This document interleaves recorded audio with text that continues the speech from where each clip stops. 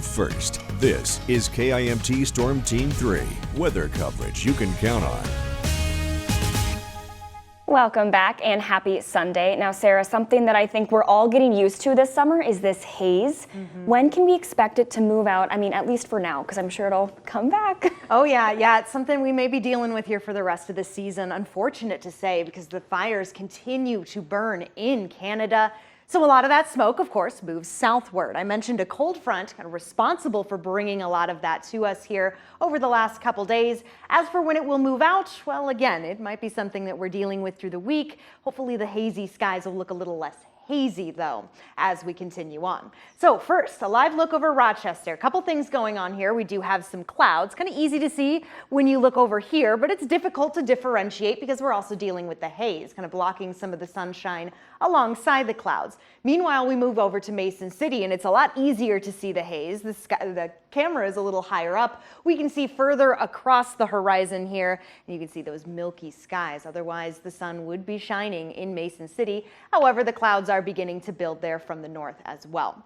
Satellite and radar not necessarily picking up on the haze, but doing a good job of picking up on the cloud cover. Not to mention where we're seeing a little areas bubble up, a little rain falling down. I mean a little bit. We're not talking any big cells or anything like that. We'll take as much rain as we can get whenever we can get it, but no big washouts here as we continue through. This line over the last 3 hours will just make its way further on to the southeast. I'm going to zoom things a little further on to the north here, and we can take a peek at that natural spin that we are seeing here. A low pressure system centered right here, bringing a lot more rain to our friends in the north, which again is good. Any rain in the region is definitely necessary, but associated with this low pressure system is this right here, the cold front. Yes, this aforementioned cold front is the reason why we're seeing a lot of this wildfire smoke come our way this time around.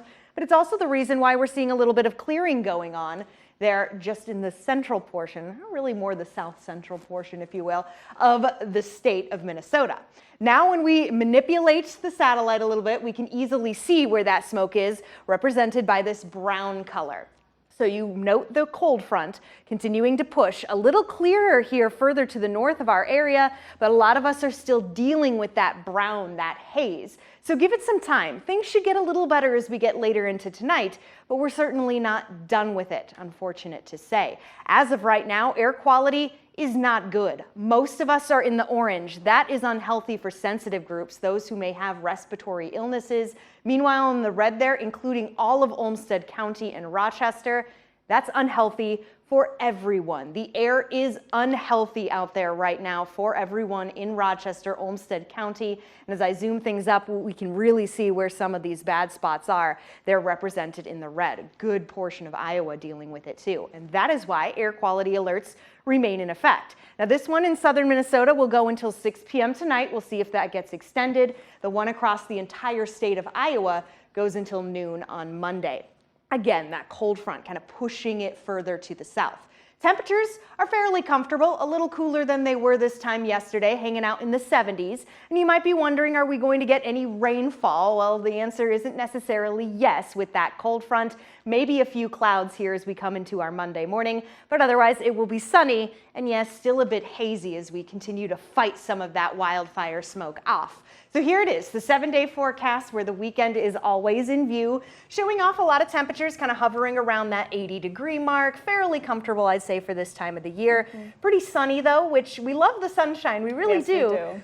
But we also like rain and not a lot of it in this 7-day forecast right now. And right now we really need it. We still do. It's just, it's an El Nino year. We're on the drier side, but we really need it, Mother Nature. Come on. So fingers crossed for next weekend. There you go. Fingers crossed. Thanks, Sarah.